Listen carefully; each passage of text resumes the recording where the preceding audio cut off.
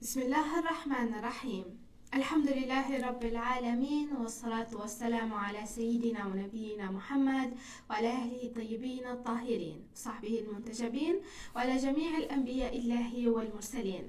Me emrin e Allahut, të gjithë mëshirshmit me shpërplatet. Falënderimet me të sinqerta janë vetëm për Allahun e madhëruar.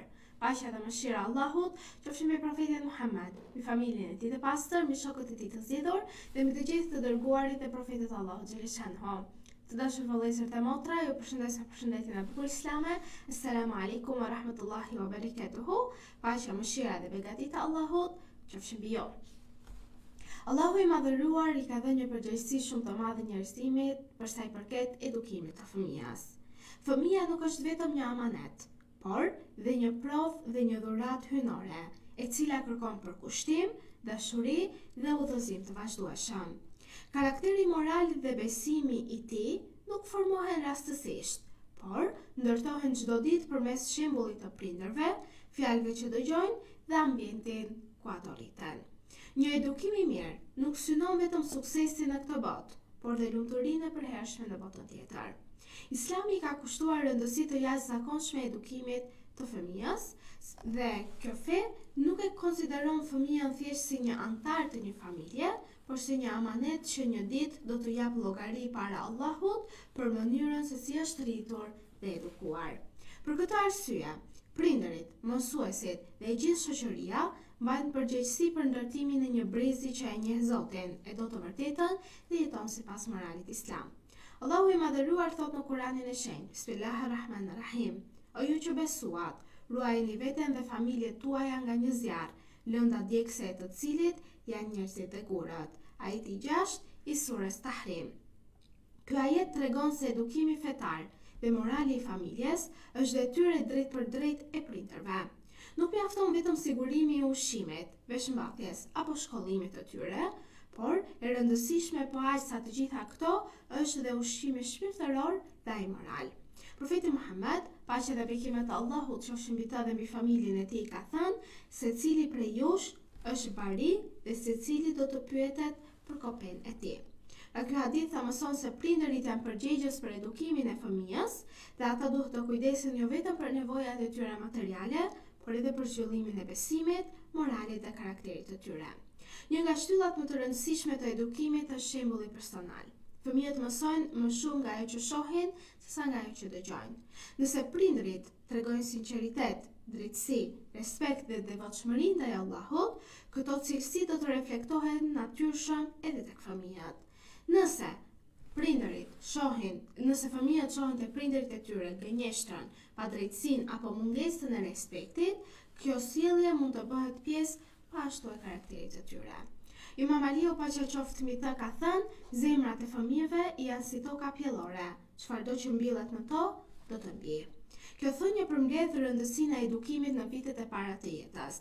Fëmijëria është periudha ku formohen bindjet, zakonet dhe morali i fëmijës. Prandaj çdo fjalë e mirë, çdo këshill dhe çdo vepër e drejtë lë gjurmë të thella në fëmijë.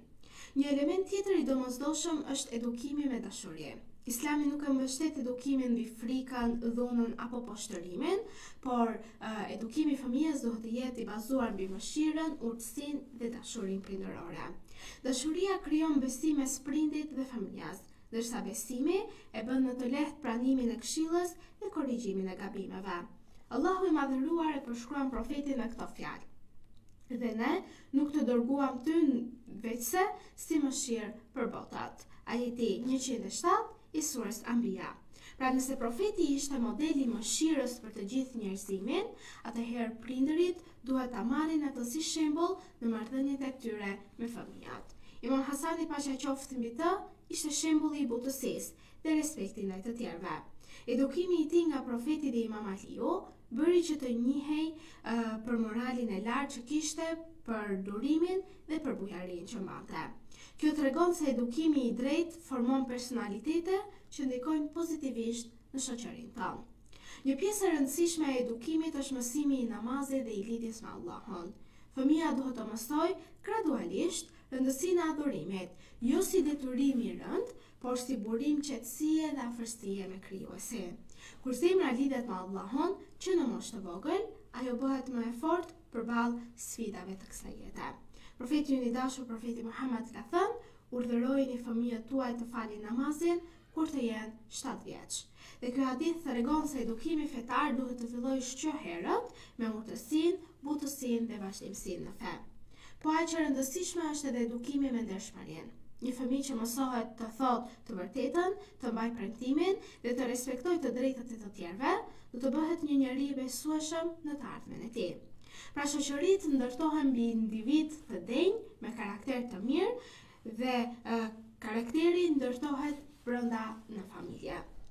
Imam Sadiku paqja qoftë mbi të ka thënë: edukoni fëmijët tuaj sepse ata janë krijuar për një kohë tjetër nga ajo në të cilën jetoni ju. Dhe kjo thënie na kujton se edukimi duhet të jetë i përshtatur me sfidat e kohës, pa humbur parimet e përhershme të fesë. Fëmijët duhet të mësojnë të përdorin pra çfarë kanë në ditët e sotme, të dallojnë të mirën nga e keqja dhe të mbrojnë identitetin e tyre në çdo rrethant. Në edukimin e fëmijëve nuk duhet harruar rëndësia e lutjes. Prindërit duhet t'i luten vazhdimisht Allahut që t'i udhëzojë fëmijët e tyre në rrugën e drejtë dhe t'i mbrojë ata, dhe vetë profetët i janë drejtuar Allahut me lutje për pasardhësit e tyre. Allahu e thot këtë, sidomos lutjen e profetit Ibrahim në surën Ibrahim në ajetin 40, ku lutja është: o Zoti im, më bëj mua prej atyre që e falin namazin dhe pashtu edhe pasardhësit e mi. Kjo lutje dëshmon se edhe profetët, megjithse ishin njerëzit më të zgjedhur, kërkonin gjithsesi ndihmën e Allahut për edukimin e fëmijëve të tyre. Pra në përfundim të temës së ditës së sotme, edukimi i fëmijëve është një proces i gjatë që kërkon durim, dashuri, përkushtim dhe mbështetje tek Allahu. Nuk mjafton të dëshirojmë që fëmijët tanë të bëhen njerëz të mirë, por duhet të punojmë që çdo ditë ky qëllim të arrihet dhe këtë qëllim të arrijë me fjalë, me vepra dhe me shembull personal. Një familje që ndërtohet mbi besim, moral dhe dashuri formon individ të dobishëm për shoqërinë dhe të dashur për Allahun. Prandaj, edukimi i fëmijëve nuk është vetëm një detyrë familjare, por një investim për të ardhmen e ummetit dhe një prej veprave më të vlefshme që mund të lërë njeriu pas vdekjes. Të dashur vëllezër dhe motra, Allahu na bëft prej atyre të cilët dëgjojmë fjalën e Tij dhe bindemi, prej atyre të cilët qëndrojmë në rrugën e drejtë të palëkundur dhe të shpërndajmë sa më shumë fjalën e mirë, të themi sa më shumë të drejtën dhe fjalën Allahu xhaleshanhu dhe të urdhërojmë në të mirë dhe të ndalojmë nga e keqja. Në këtë moment të dashur vëllezër dhe motra, duke ju lënë në mbrojtjen e ndihmën e Allahu xhaleshanhu, ju përshëndes me përshëndetjen e bukur islame. Assalamu alaikum wa rahmatullahi wa barakatuhu. Paqja, mëshira dhe begatia e Allahut qofshin mbi ju.